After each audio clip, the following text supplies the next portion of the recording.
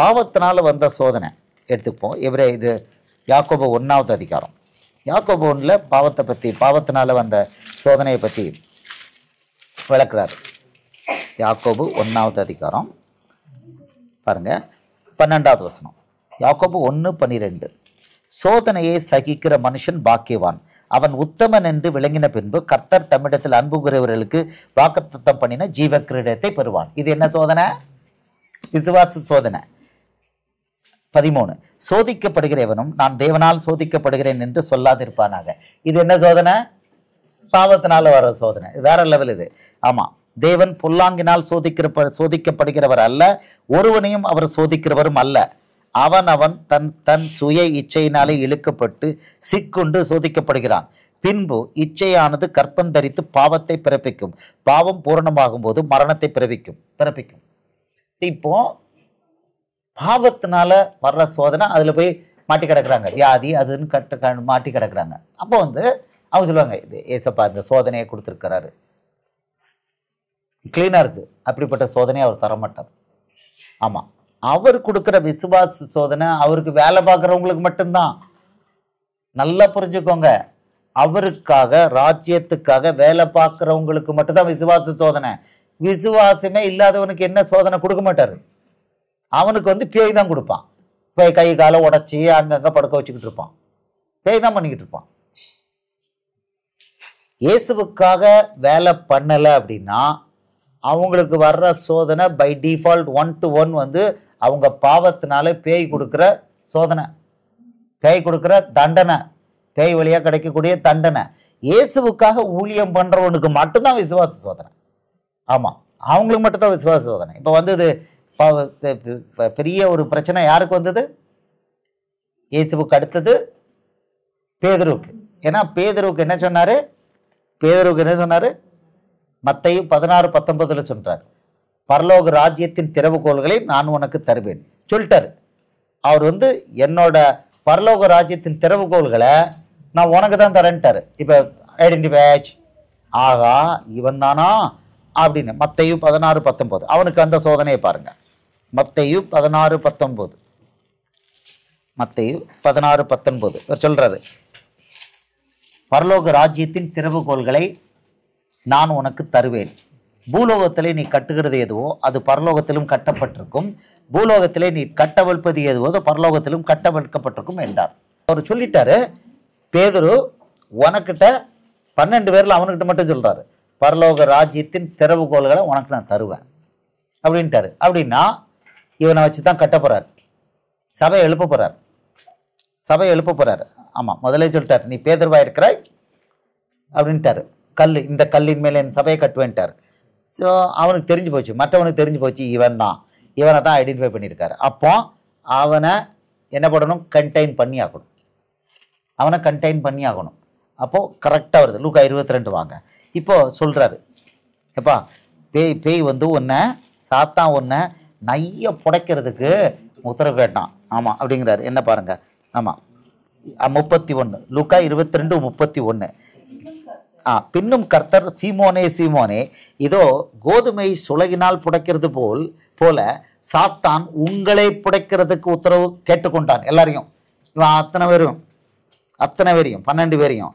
நானோ, இப்ப பாயிண்ட் யார் மேல வருது பாருங்க, நானோ உன் விசுவாசம் ஒளிந்து போகாதபடிக்கு உனக்காக வேண்டிக் கொண்டேன், நீ குணப்பட்ட பின்பு உன் சகோதரை ஸ்திரப்படுத்து என்றார். டார்கெட் இவன் தான். கரெக்டா 3 தடவை மறுதளிக்க வச்சான். இவருக்கு இந்த பேதுரு தான் அவருக்கு ஏசப்பாவுக்கு தடியால் ரைட் ஹேண்டு இவன் தான். அதாவது அவர் மார்புல சாஞ்சிக்கிட்டு இருந்தவன் யோவான், ஆனா இயேசுவுக்கு தடியால் இவன் தான்.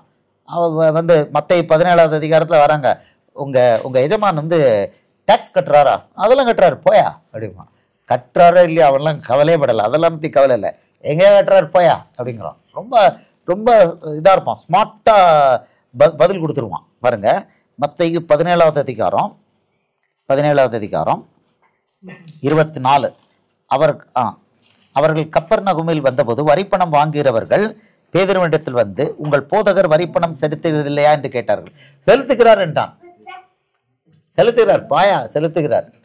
இவர் செலுத்துகிறாரா இல்லையா தெரியாது, செலுத்துறார் போ அப்படின்ட்டான்.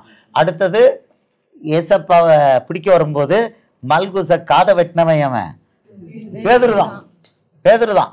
ஆமா, கையில பட்டயத்தை வச்சு ரெட்டியா இருக்கான். எங்க ஐயாவை வரைய போட்டு தள்ளுறேன், முக்கா தூக்கம், கழுத்தை வெட்டுறதுக்கு மேல் காதை வெட்டிக்கிட்டான். அவன் வெட்டணும்னு சொல்லி தான் பட்டயத்தை எடுத்துக்கோங்கன்ட்டார். மாம்சத்துல செஞ்சு கொஞ்சம் தோத்து போங்க அப்படின்ட்டார். ஆமா, மாம்சத்துல ஒர்க் அவுட் ஆகாதுங்கிறத காமிக்கிறதுக்காக. ஸோ அவன்தான். ஆமா, டக்குன்னு ரொம்ப துடிப்பா அவருக்கு நிற்பான், இயேசுக்காக நிற்பான். ஆமா, இவனை தான் அவர் செலக்ட் பண்ணியிருக்காரு. அவருடைய சபையை கட்டுறதுக்கு இவனை தான் ஒரு அடிக்கல் மாதிரி இவனை பண்ணியிருக்காரு. இதனால தான் இவன் இயேசு பரமேறி போனோடனே தேவாலயத்தில் போய் அடித்து வேலை பார்ப்பான். பேதுரு யோவானன் தான் முதல்ல அந்த முடவனை எழுப்புவாங்க. உச்சக்கட்டத்தில் இவன் தான் வேலை பார்ப்பான். இவனை தான் கொண்டு போய் இதில் வைப்பாங்க. இதில் அப்போஸ்தலர் 12 கொண்டு இவனை போட்டு தள்ளணும். ஏரோது கொண்டு போய் எங்கே வச்சுருவான்? சிறைச்சாலையில். தூதன் வந்து வெளியில் கொண்டு வந்துடுவான். ஆமாம், அதுக்கு முன்னால் 12 பேரையும், அதை இவன் போன பிறகு யூதாஸ் போன பிறகு அவன் இன்னொருத்தனை சேர்த்து அத்தனை அப்போஸ்தலரையும் கொண்டு ஜெயிலில் வைப்பாங்க.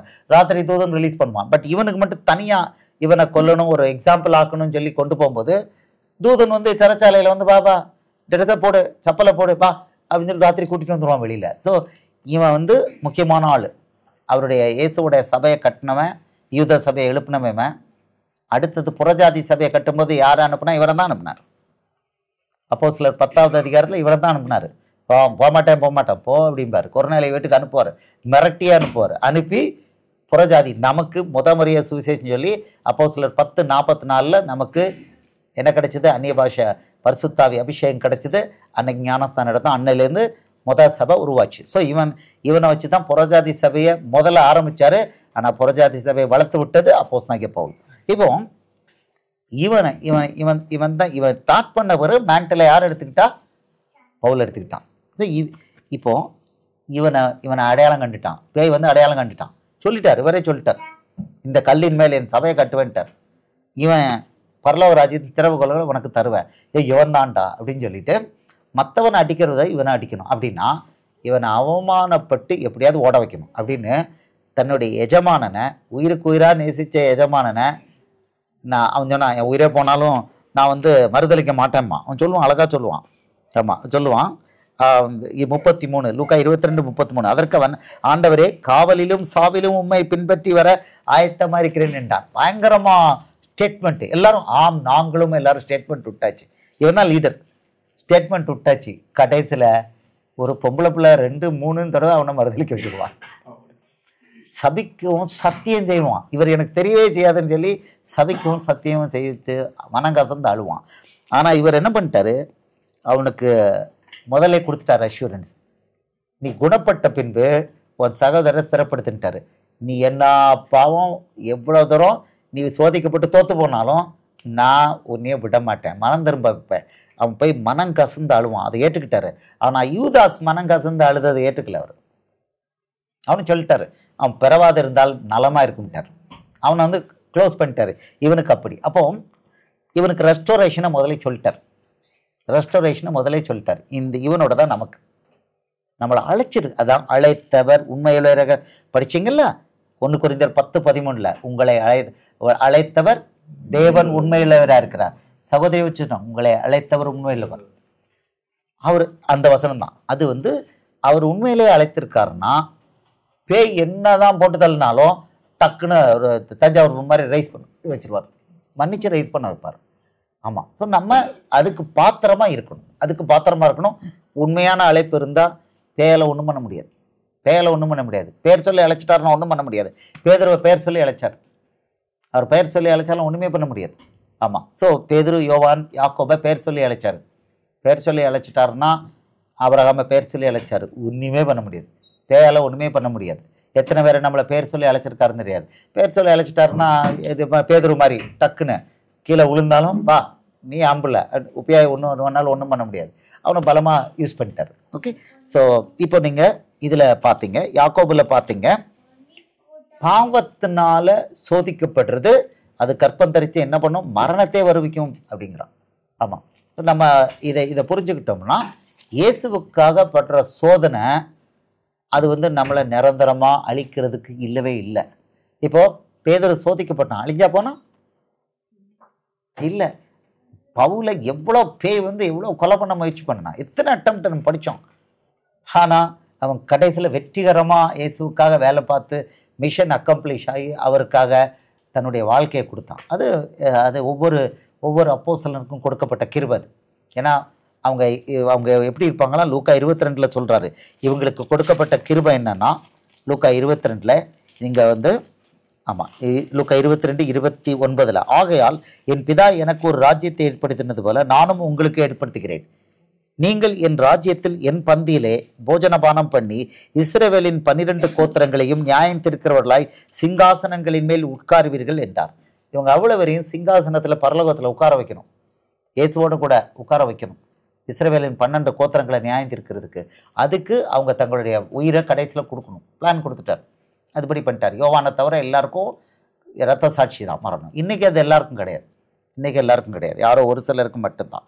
ஸோ இப்போ நமக்கு தெரியணும், இயேசுவுக்காக வேலை பார்க்குற ஒவ்வொருத்தரும், ஊழியக்காரர் ஒவ்வொருத்தரும் அழைப்பு இருக்குன்னா அவங்க சோதிக்கப்படுறது அவசியம், சோதனையில் வெற்றி பெறுறது அவசியம். அப்படி சோதனையில் வெற்றி பெறவங்க மட்டும்தான் அவருக்குள்ள வேர் பிடிப்பாங்க, இல்லைன்னா வேர் இருக்காது.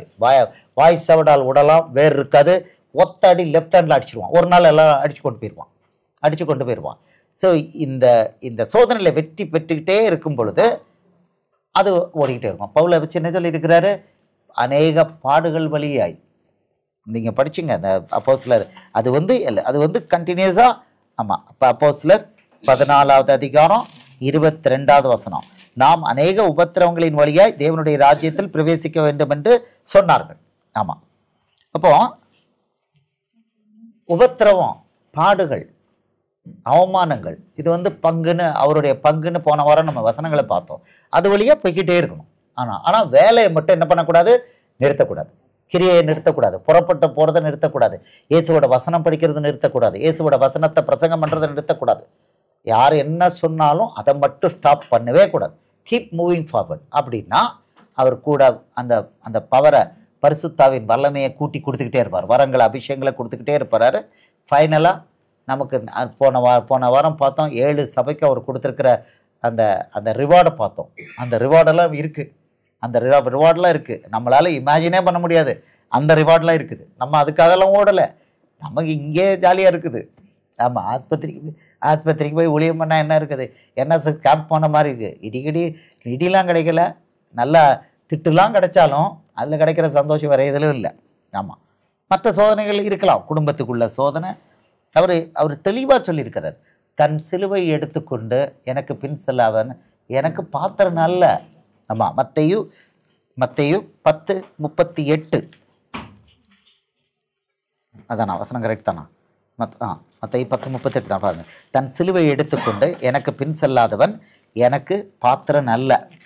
10:38 தானா? படிங்க. தன் சிலுவை எடுத்துக்கொண்டு என்னை பின்பற்றாதவன் எனக்கு பாத்திரன் அல்ல. ஒவ்வொருத்தருக்கும் ஒரு சிலுவை இருக்கு, பர்சனலாக இருக்குது. அந்த சிலுவை லகுவாக்குவார். ஆமாம், லகுவாக்குவார். எனக்கு அப்பா அந்த சிலுவை எடுத்துருங்க அப்படின்னா அதுக்கு ஒரு டைம் உண்டு, அது வரைக்கும் சுமக்கணும்.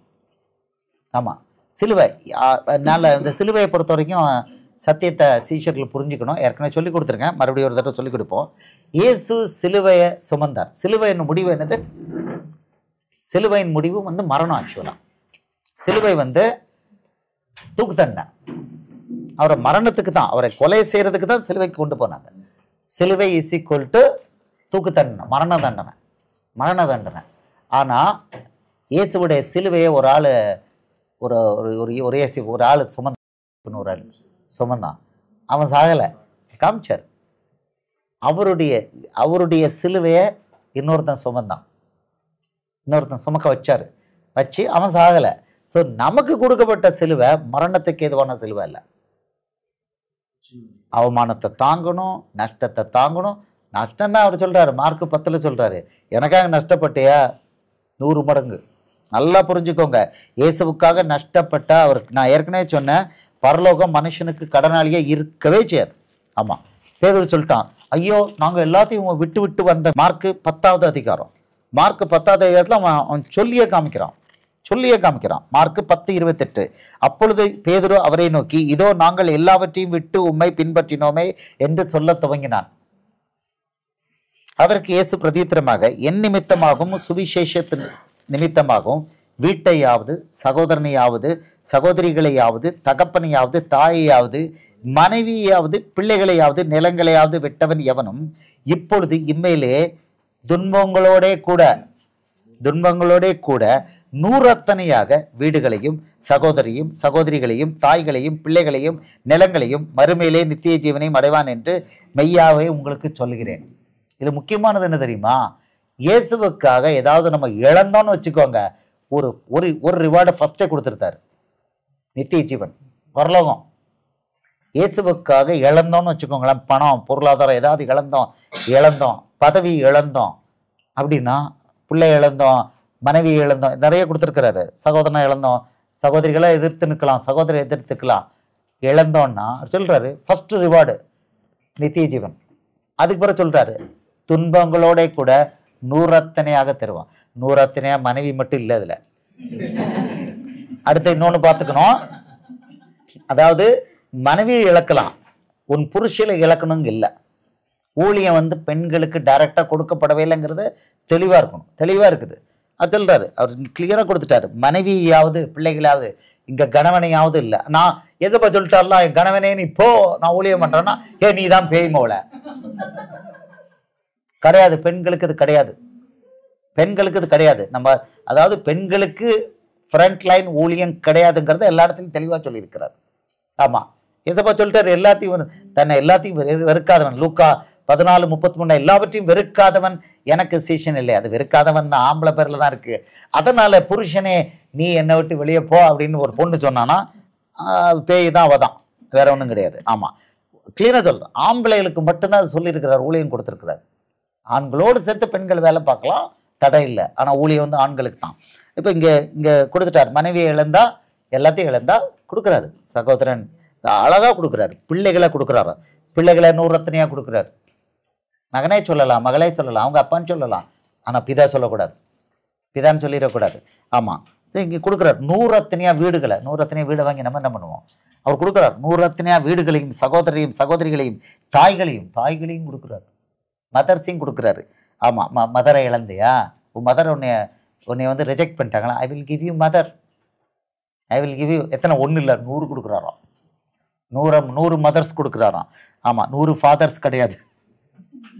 பிள்ளைகளையும் நிலங்களையும் மறுமையிலே நித்திய ஜீவனை அடைவான். கிளீனா கொடுத்துட்டார். அப்போ பரலோகம் கடனாளியே இருக்கவே செய்யாது. நீங்க வேலை பண்றீங்க, புறப்பட்டு போறீங்க, உங்க பொருளாதாரத்தை பயன்படுத்துறீங்க, உங்களுடைய நேரத்தை பயன்படுத்தி நேரத்துக்கு வேல்யூ இருக்கு. அந்த நேரத்தை பயன்படுத்துறீங்கன்னா அவர் என்ன பண்ணுவாரு, நீ எனக்கு இவ்வளவு நேரத்தை பயன்படுத்துறதுனால நீ ஆஸ்பத்திரியில் போய் படுத்துக்கிட வேண்டிய அவசியம் இல்லை. அங்க படுத்திருக்கவங்களும் யாரு? மற்றவனுக்காக ஒன்று வேலை பார்க்காதவன் அவன் போய் படுத்து கிடக்குறான். ஆமா, இங்க நீங்க உங்க கால்களை கைகளை ஏழைகளுக்காக போய் பயன்படுத்தினா கால் கையில ஒன்றும் வராது. ஆமா, ஒன்றும் வராது. ஆமா, அசால்ட்டாக போய்கிட்டே இருக்கலாம். ஆமா, ஆஸ்பத்திரியில் போய் படுக்க வேண்டியது இருக்காது. அந்த நேரம் நீ எனக்காக செலவழிச்சுட்டு உனக்கு வேஸ்ட் நேரம் கிடையாது. எல்லாத்துலேயும் தேவ நீதி இருக்குது, அவர் பாதுகாத்துக்கிறார். இயேசுவுக்காக நஷ்டப்பட்டவன் எவனும் கிடையாது. இங்க சொல்றார் 100 மடங்கு கொடுத்துருவேங்கிறார்.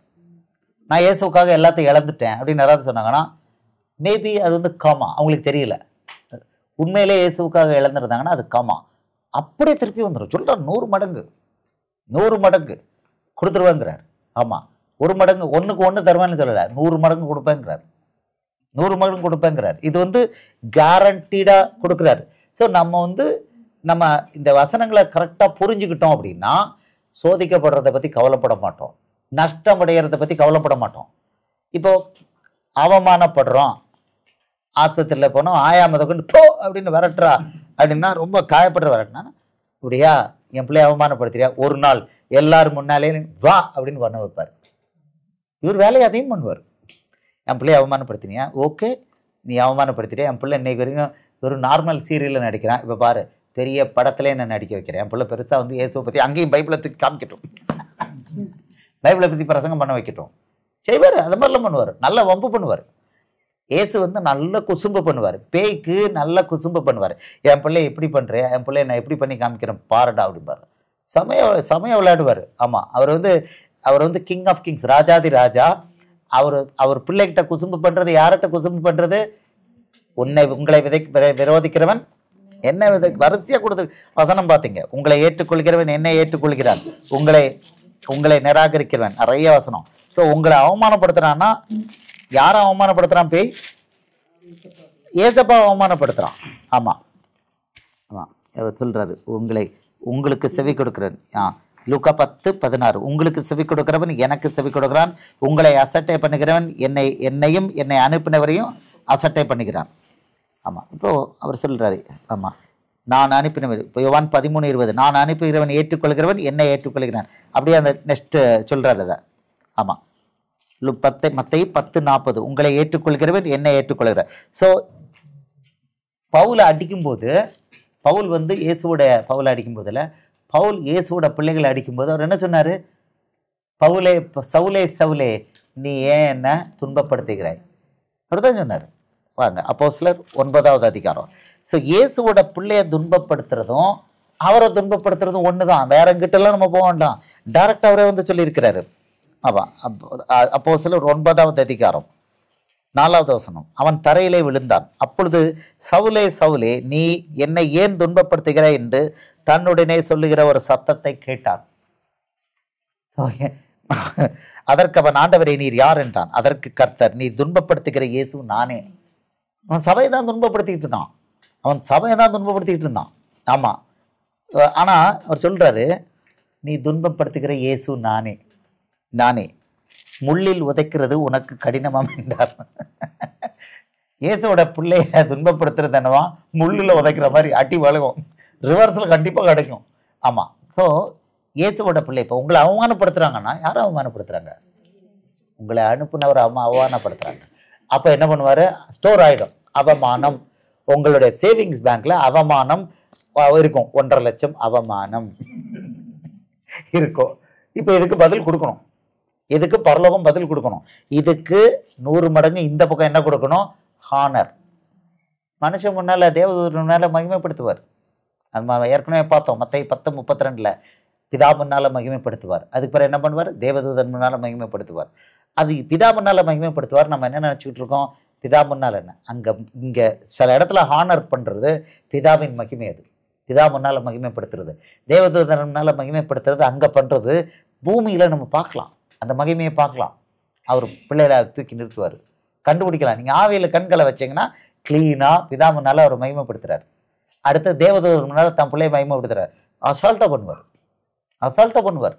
ஆமாம், அசால்ட்டாக பண்ணுவார். அதனால் நீங்கள் பரலோகம் கடனாளியாக இருக்காது. அவருக்காக அவமானப்பட்டா ஒரு நாள் கண்டிப்பாக ஹானர் உண்டு. பரலோகத்தில் இது எல்லாத்துக்கும் மேலே பரலோகத்தில் பொக்கிஷம். மத்தேயு 5வது அதிகாரம் 10, 11, 12 சந்தோஷப்பட்டு கலிகூறுங்கள், பரலோகத்தில் உங்கள் பலன் மிகுதியாக இருக்கும். பரலோகத்தில் மட்டுமல்ல, இங்கே அவர் பண்ணி காமிக்கிறார். அதனால் நம்ம சோதிக்கப்படுறது அந்துக்கிறது. நம்ம எதில் ஆரம்பித்தோம் வசனம்? யுத்ததாரி சோதிக்கப்படுறது, அதாவது பரீட்சைக்கு நிற்கிறது, சோதிக்கப்படுறது. அதில் 2 விதமாக இருக்கணும். ஒன்று விசுவாச சோதனை, இன்னொன்று பாவத்தினால. விசுவாசத்தினால சோதிக்கப்பட்டு நமக்கு நஷ்டம் இருந்தாலும் அப்படியே 100 மடங்கு ரெஸ்டோர் பண்ணுறாங்க. ஸோ நம்ம அதெல்லாம் ரிட்டன் ப்ராமிஸ், அந்த ப்ராமிசஸை கையில் எடுத்துக்கிட்டு தாங்கிக்கிட்டு எதை பற்றி ஒன்றையும் குறித்து கவலைப்படாமல், பவுலை வச்சு அழகாக சொல்லி கொடுத்துருக்காரு, சிஸ்டர் வச்சு வசனத்தையும் கொடுத்துட்டாரு. ஒன்றையும் குறித்து கவலைப்படாமல் ப்ரெஸ் பண்ணி போய்கிட்டே இருக்கணும். கிரியை நான் ஸ்டாப்பாக பண்ணிக்கிட்டு இருக்கணும். போன வாரம் பார்த்துட்டோம், முடிவு பரியந்தம் என் கிரியைகளை கை கொள்கிறவனே ரட்சிக்கப்படுவான். அதாவது முடிவு பரியந்தம் அவருடைய கிரியைகளை நமக்கு தெரியும். அவருடைய கிரியைகள் என்னென்னா தெரியும். புறப்பட்ட போகணும், இயேசுவை பற்றி பேசணும், காசு வாங்கக்கூடாது, வியாதி குணப்படுத்தணும், பேயை ஓட்டணும், கிளியராக கொடுத்துருக்காரு. அதை அந்த கிரியை கை கொண்டுக்கிட்டே இருக்கணும்.